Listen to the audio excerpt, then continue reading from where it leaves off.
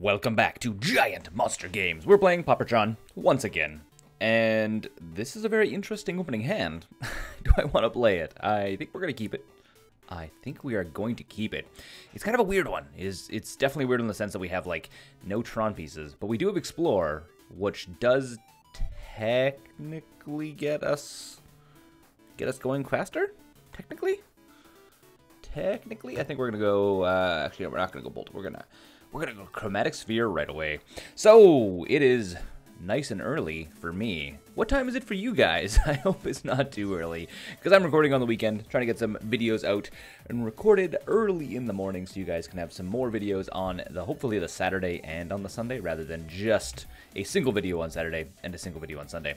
Because I would like to start doing more videos on the weekend, so like instead of putting up 3 gameplay, I'd like to actually ideally do 5, because 5 really kind of represents what you would do in a league.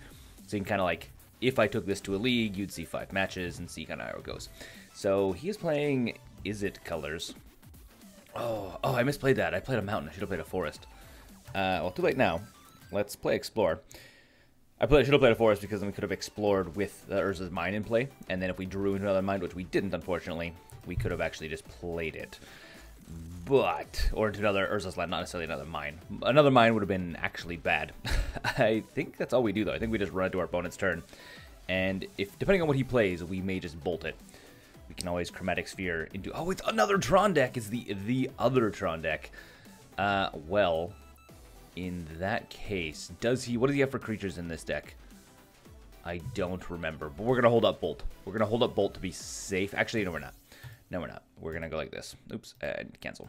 So we're going to crack for red. We're going to Bolt right now because I don't think that version of Tron actually runs very many creatures. So, and the creatures it does run are not going to be affected by Bolt. Bolt is not going to be able to kill them. So we're going to go this way. And we drew into a second piece, which is very good. What do we draw into? Another Prism. Huh. Well, I guess we go our own Prism. And I think we go into yet another Prism. Just draw. Oh, map. That's what we actually want. It's what we wanted before, but we didn't get it. That being said, we can play... Yeah, we don't have any win cons. I was like, we could get Tron next turn. Yes, we could. But we don't have any win cons in our hand. So that's a problem. And our opponent is also looking for Tron here, looks like. So... let's run out a map on red. And then we will crack map as you would expect. Unfortunately, we have to use one of our Tron lands for only 1 mana, or we could be using it for 2 mana, which would be awesome, but we're not. And we're going to run out a tower now. And again, we don't have any win cons, so we're just going to ship it to our opponent, and then we're probably going to bolt them on their turn. Unless they play something that's bolt-worthy, which I don't think they do. Ooh. What does our opponent play? Forbidden Alchemy. Look at the top 4 cards of your library, put 1 of them in your hand, the rest in the... Okay, nice. Okay. It's a good way of digging. Very good way of digging. I'm pretty positive our opponent is playing the more aggressive version of Tron. As in, like, the more consistent version. So it has a little bit more better digging effects. It has a little bit more resilient. Ours is really like boom bust, like all in, explode your opponent's face or die. And his is a little bit more like, okay, we got some other stuff. Exile target artifact or enchantment. Well, let's just go like this then. Let's use that. And then we'll bolt our opponent's face. Sure. I mean, we don't really need 2 of these.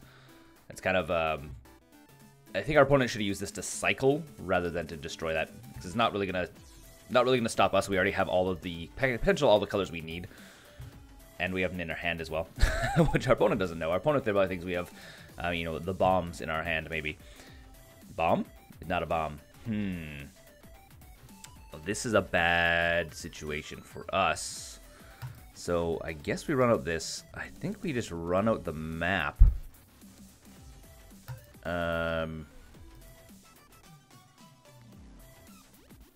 Yeah, bad situation for us. So go to our opponent's turn, see what he does. We're gonna leave the map up.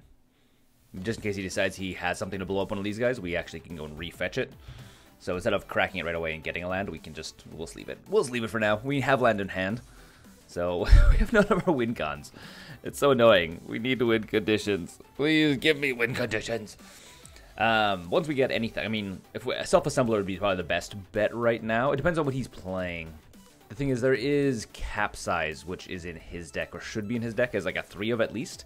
And Capsize is, I think it's colorless and a blue. And we're gonna, do I crack map now? Heck, why not? Let's crack map.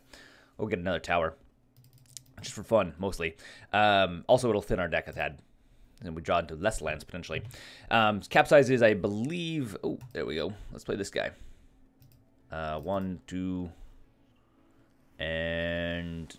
I guess a green? I guess a green? We use all this mana. Yeah, so it's... I think it's... I believe it's a colorless and a blue, or it's colorless blue. But it has a buyback for 3, and its return target... I think it's non-land permanent to its owner's hand. So what ends up happening with it is you... second main phase, we need to play this. So what ends up happening is you end up playing it, and then you basically bounce things... With Tron at least, you just keep bouncing everything back to its opponent's hand. Bam, bam, bam. So they can't get anything onto the board. At least nothing meaningful. And again, because it goes back to your hand with buyback, because buyback is you pay the buyback cost and it goes to your hand instead of the graveyard. So yeah, he should have that, which will be not very good for us. I believe it's a sorcery though. That's the only thing.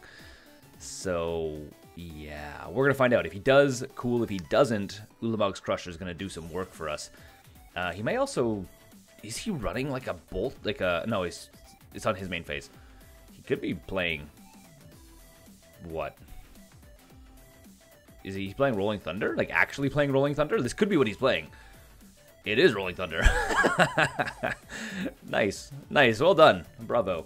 Maybe he is playing like just a different version of the deck we are playing. Because looking at stuff, he has like Flame Slash, Rolling Thunders and stuff. So he's like playing like instead of playing green red, he's playing blue red. Interesting. Very, very interesting. Anyway, our turn. Oh, we draw an Explore, which is fun. Well, let's play the Explore and see what happens. So we get to draw into a card. We draw into another mountain. We're drawing into all of our land right now, which is kind of super lame. We might as well just play 2 lands and then ship it to our bonus turn. We're just drawing it all land. It's annoying. It's annoying. You want to draw into some win cons. Oh, and we have a lot of things for digging for win cons as well. We just haven't drawn into any of them. So that's annoying. And yes, Muldrifter. Also Muldrifter, really good in the red-blue. I almost think, the more I look at it, the more I think the red-blue Tron is actually a better build of Tron. Mind you, he's doing red, blue, and white. Mind you, I mean, this is more of like a cycling card. I don't know why this is in here. I mean, having some main board artifact and enchantment hate seems kind of weird. I'm not sure if I'm a fan of that, especially for the white. I mean, because you're relying on like Chromatic Prism or things like this to like fix that mana. I don't actually even like that. So that's an option. Technically an option. Not an option I'm interested in, but it is an option. Again, though, white and red and blue though seems like a pretty rad option. And it looks like, I mean, our opponent has 5 cards in hand. As I say, it looks like our opponent's also digging for answers because they haven't played anything really meaningful. I mean, well, Drifter technically can be meaningful. And we draw into, drum roll please, Torch. Torch is fun. Torch is so fun, in fact, that I'm going to shoot our opponent's face with it. We're going to see if he has answers. He may have answers. Because he is playing blue, he also opens up to the fact that he may have, like, counter spells, which is very possible. This is lethal, by the way, as well. Just throwing it out there. So our opponent needs a counter spell. He has 2 blue mana. With this guy and the prisms slash this thing. So he could, in theory, have a counterspell. Maybe. What is this? Prohibit. So kicker, counter target spell. If it is converted mana cost 2 or less, prohibit kicker cost. Oh, you have to pay it if it's 2. Okay, so counter target spell unless it's 2 or less. If you pay the additional kicker, you may counter a card 4 or less. Oh, because technically this is a converted mana cost of 1. Because X is technically 0. Or does it? No, X was 16. Okay, so interesting. So it doesn't count to the converted mana cost of the spell. It doesn't count to the converted mana cost. It counts what the actual mana cost of the spell. So yeah, still 16 to the face. So who saw that coming? That was that was a thing. Sorry guys, I did not see that coming. It feels special. We're gonna take out the Rolling Thunders. We don't need them. Kiev's Torch or Kevrik's Torch. A Kevex, I think Torch is what it is okay. I think we need our own Circle of Protections. And we don't need Graveyard. I mean, Graveyard Shenanigans could be fun, but I don't think it's actually going to be relevant. And we do want Smash to Smithereens.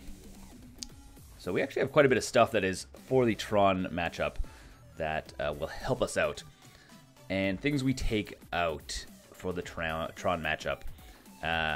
These guys 100% stay in. We actually can take out a single Torch as well. We also pull out, I think, both Magma Jets. Magma Jet is nice, but it's really just saying 2 damage to your opponent's face, and I would rather Smash the Smithereens, 2 damage to your opponent's face. The Scry is nice as well, but not as nice as blowing up your opponent's stuff, specifically their prisms. Because if we're on the play, or we're on the draw, which is fine, not the end of the world, but if we can blow up the stuff that they're playing, their artifacts, their prisms and whatnot, it'll be much better for us.